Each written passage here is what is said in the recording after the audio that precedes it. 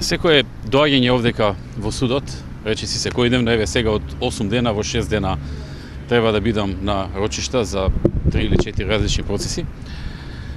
Секој ден се соочуваме со нови неправди и се повеќе се чувствувам како во едно од врвните дела посветени на абсурдот, процесот Кавка.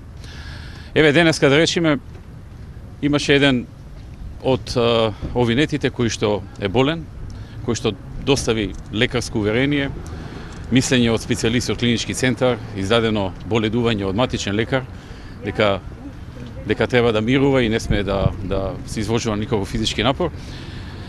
И за него, замислете, обвинителството побара притвор, затоа што човекот е болен. Значи тој треба да лежи притвор, бидејќи се разболел, и тоа го потврдува и специјалист од клинички центар и неговиот матичен лекар. Судијата не одреди, меѓутоа самиот факт што обвинителството се дрзна да бара притвор за болен човек, укажува на забеганоста на ова јавно обвинителство. Или да речеме вчера, она што вчера се случуваше, кога судијата одлучи да го продолжи процесот вон работното време и го тераше рочиштето до 18:30 часа. Знаете, за мене не е проблем да останам колку треба. И до 20, и до 24, и така натаму сум работел и имам можности да го вршам тоа, но доколку тоа е за сите. Во овој случај имаме ситуација кога за никого друг не се останува после работното време, буквално за никого, ниту за најголеми убици, терористи и така натаму. Секогаш судењата завршуваат некаде најдосна околу 15 часот. Само во случаите каде што сум јас, еве како вчера, имаме пролонгирање додека не ја завршила замислената оврска судиката и за никој друг во државата било кога во минатото.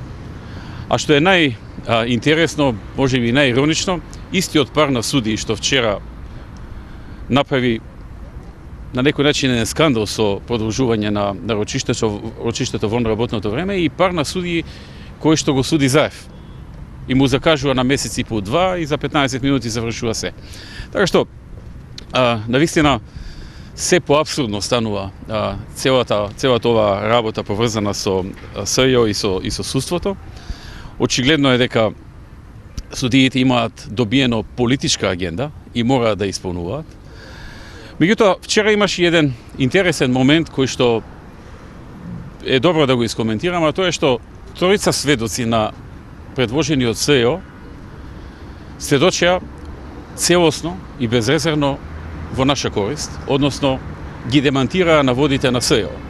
Имено вчера слушнавме од сведоците дека целата постапка за набавениот Мерцедес била согласно закон, дека никој не им вршил никаков притисок на комисијата која што одлучувала за набавката, никој од обвинетите, и дека практично дека се било согласно закон, што е спротивно на наводите што СЈО ги кажа. Исто така, самите сведоци укажаа на неопходноста, на нужноста од набавка на такво возило, на недостатокот на такви возила, на тоа дека и преостанатите две кои што ги имале се стари, произведени некаде 96-та година, дека често пати ги оставале VIP гостите на сред пат некаде низ Македонија, па морале или да праќаат возило доколку друго возило блиндирано доколку има на располагање, или пак да ги возат во небезбедно возило. А уште поинтересно беше што сведокот кој што практично е раководител на компанијата која што го продава возилото, укажа дека за прв пат во неговата кариера, односно во сиве овие години на постоење на нашата држава, за прв пат ваков вид на возило, безбедносно, блиндирано, заштитено и така натаму, државата го набавила со тендер. Затоа што законот овозможува ова возило да не се набавува со тендер, туку директно во директна спогодба помеѓу државната институција и фирмата која што го набавува. Што укажува дека доколку било кој сакал да направи некакви неправилности или нешто да оствари некоја цел, Министерството за внатрешни работи имало можност тоа да го направи, да набави возило какво сака, од кого сака и по цена што ќе ја договори директно без тендер. Но тоа не го направило. Наспроти дадената можност во законот, Министерството отворило јавна постапка, јавен тендер и така натаму, што уште еднаш покажува за какви абсурдни обвинувања и судења станува збор и со какви апсурди се соочуваме во овој суд, кој што се повеќе се прераснува во суд на абсурдот. Во театар на абсурдот, ако сакате. Пробувате ли да ги одложите рочиштата, па, поготово за Како што гледате, јас досега, фала му на Бога, ниту едно рочиште не сум пропуштил. Ниту едно. А ги имам кој знае колку, не сум ги броил, можеби 50 на досега. Груевски, вие во оваа фаза ги оценувате сите постапки и на СЈО и на судот со да речеме како незаконски, меѓутоа тие се движат, да речеме, кон крајот.